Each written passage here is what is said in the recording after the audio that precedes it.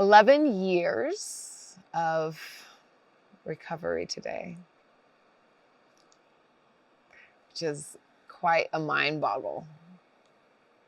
I've lived all 11 years of it. It's been big. I know it happened. And it feels like I must have like jumped bodies, jumped ship. Like, is that the same person? It doesn't feel like the same person. Yet, when I close my eyes for a moment, click my heels and really feel in, like that me is still inside of me.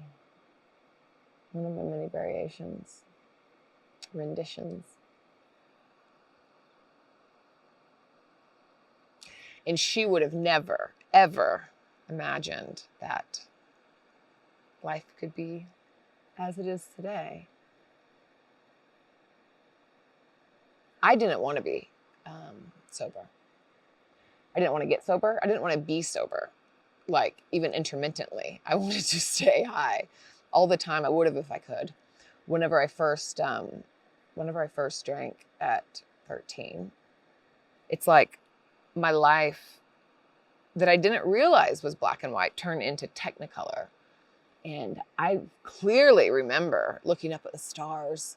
I was like in such awe of this sensation, this possibility. And I like vowed to myself, I'm going to do this forever. And I tried.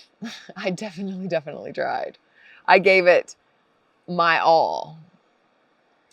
Literally and figuratively. Almost my all. So I wasn't somebody who wanted to get sober. I was always never supposed to be in the rehab I was in. The thing that happened was an accident. I wasn't one of those people. All of that. So my biggest challenge, a lot of people like want to be sober, and that's the path of like then trying to get their actions, trying to get, their life to match their desire. And I was trying, a deep part of me, I think, that wasn't very loud, was trying to get my denial and my denial to shift and my desire to be for a different type of possibility.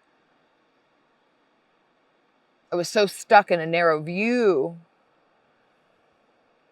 and the stories in which I told myself, and I full-heartedly believed that I was having fun, that it was choice, that I was living big, to finally switch enough, that bubble of delusion I've talked about before, like this bubble of delusion and denial that's so thick that I can't see real life outside of it.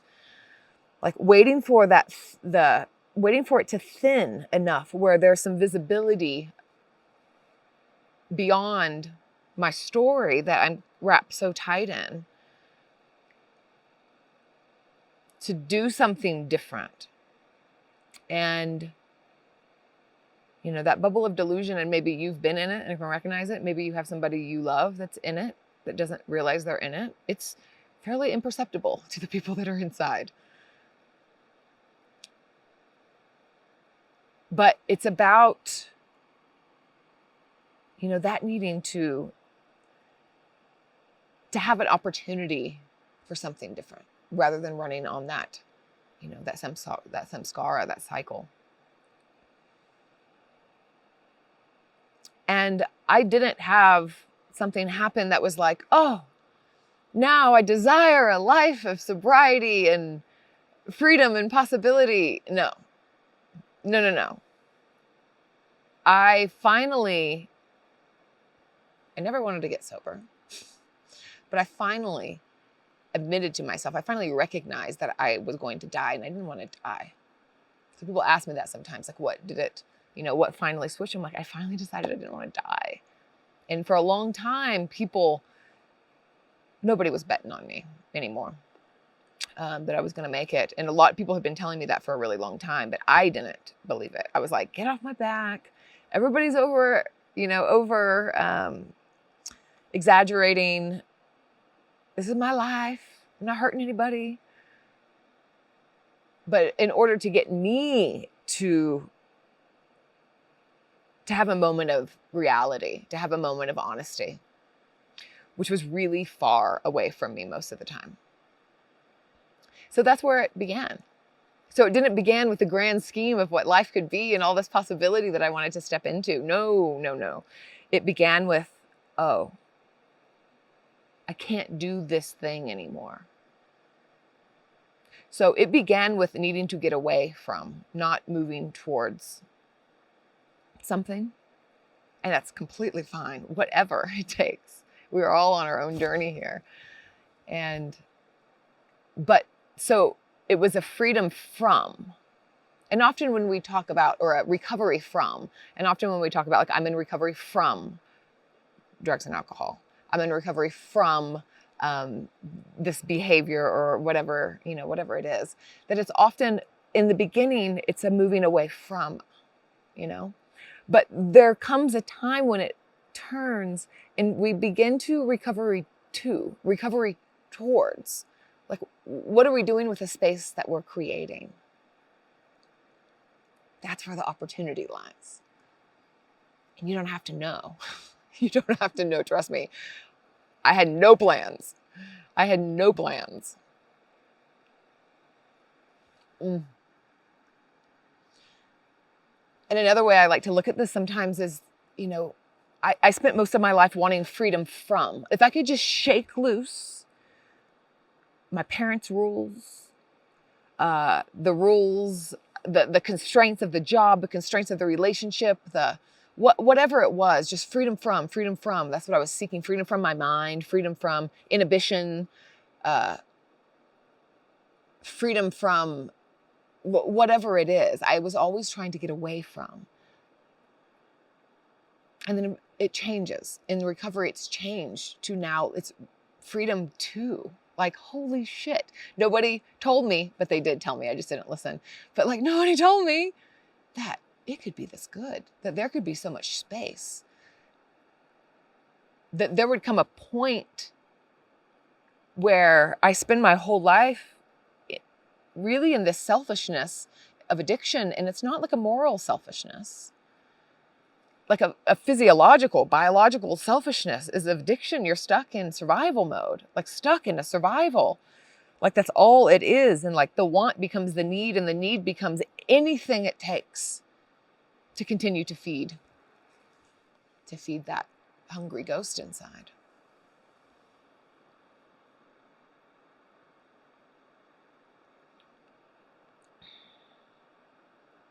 And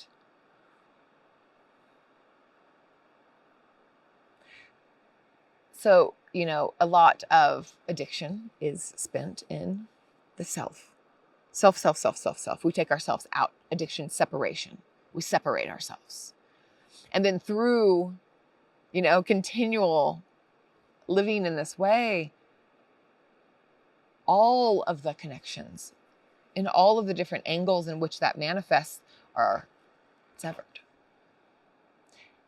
And then hopefully, in recovery, hopefully, recovery is a possibility and it's moved towards, and that it's honest, and that recovery still stays self-focused because it has to.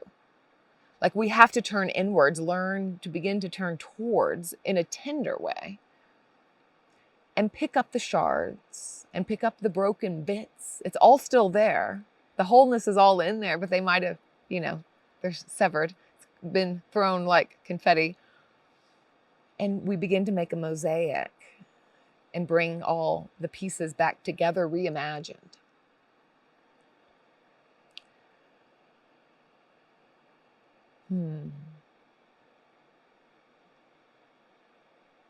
But it's still inwards. And then there begins to be more space. And from that foundation and sturdiness and that like self-belonging that's created, it's like we're building like an attachment, a healthy attachment to self.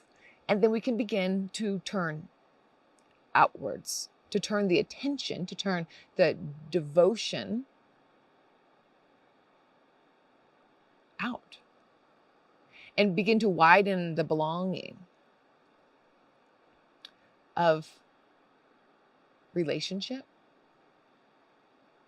and much more than human, a relationship to the wider world, to animals, to nature. Intercuriosity, which can't be woven with when we are in survival. They don't live in the same area, like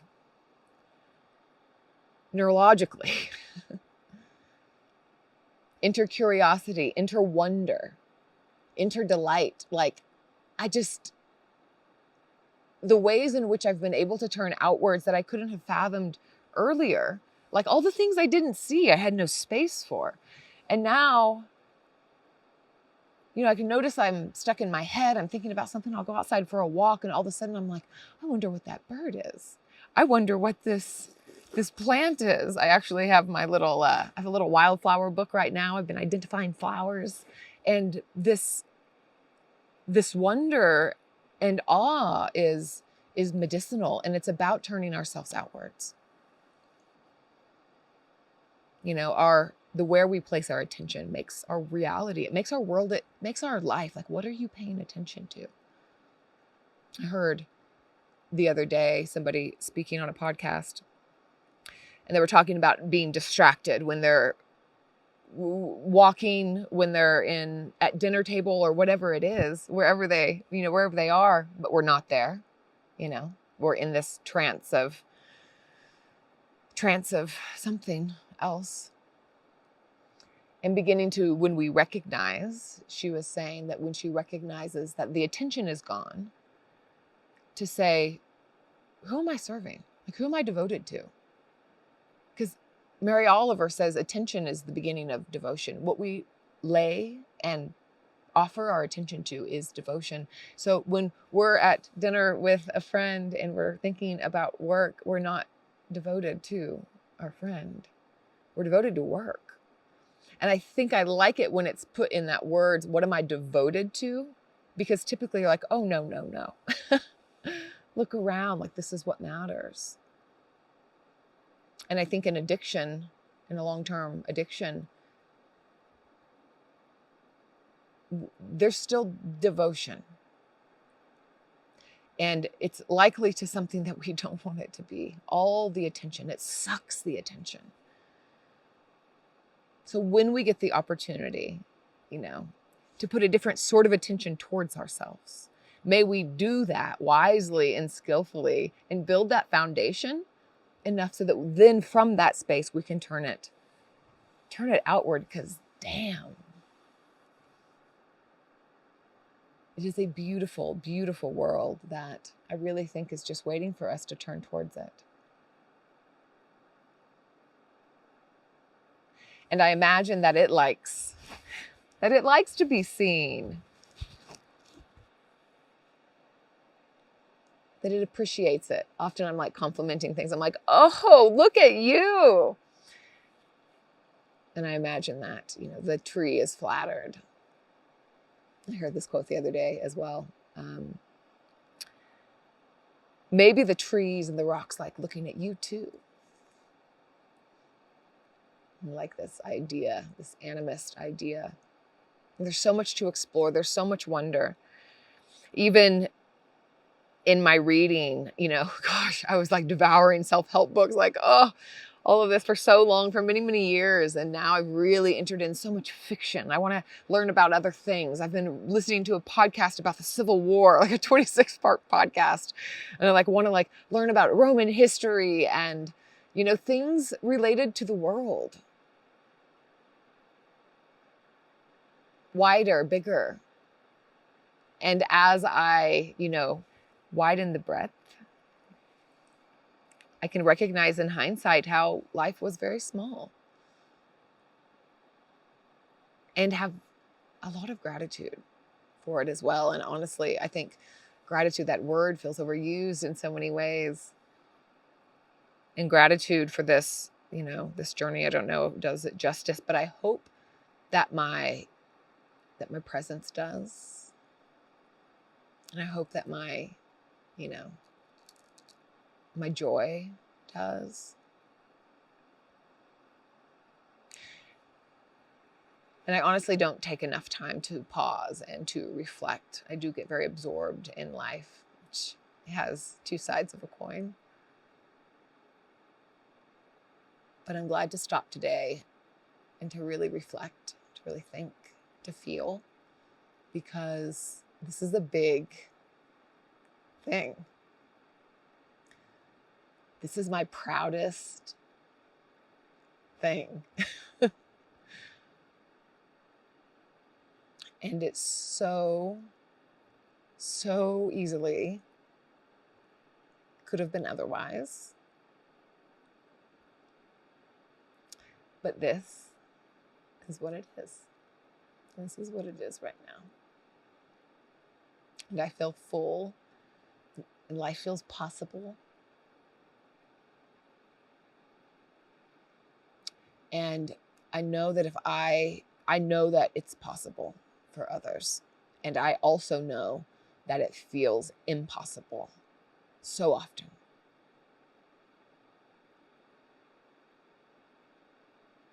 And that whether you're someone who is wanting to get sober and struggling, or whether you're someone who, for the most part, you're like, no, this is not what I'm after, but you still know that there's another part of you that has its ears perked towards another way. It's not linear. There's not a formula. There's not a certain type of person that can and a certain type of person who can't.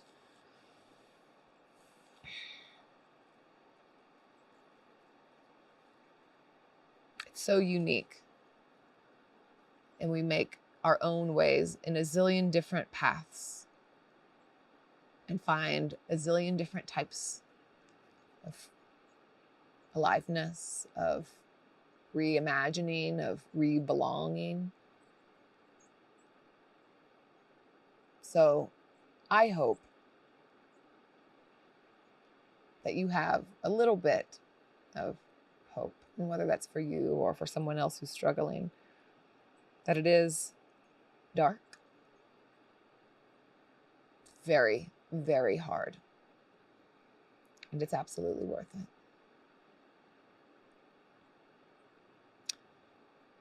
Emerge is coming back up. It's been a while, been about a year and a half since we've ran it. And it's my heart project. It's potent. It's a potent exploration in community. Because this thing does not happen solo. We can't continue to separate. This begins to bring it into community. So it's a deep self-inquiry program done in community with kin. And to hear our stories come out of other people's mouths, like, it never fails. I can see eyes get big, like, can they say that? If they can say that, maybe I can say that. And to hear how much similarity there is in all of us. And, people who come are quite diverse. There's a lot of people who come in with, substance histories and experiences. A lot of people with different behavioral things, even just self-talk. We find people who find themselves habituated in life, who want to do something different. Like, we all have this part of us. In Buddhism, they call it the hungry ghost. It's this part of us that wants. It's very, very natural. It's part of the human condition. And that part of us that wants sometimes just wants life to be different than it is. It wants us to look different than we are. It wants us to, have a different life than we do. Or some of it wants to change the way we feel, enter substance, enter the ways in which we eat, the ways in which we connect with humans or don't. There's so many different ways to change the way that we feel, but that hungry ghost part of us is the part of us that wants us to be different than we are. And the manifestations of that are myriad.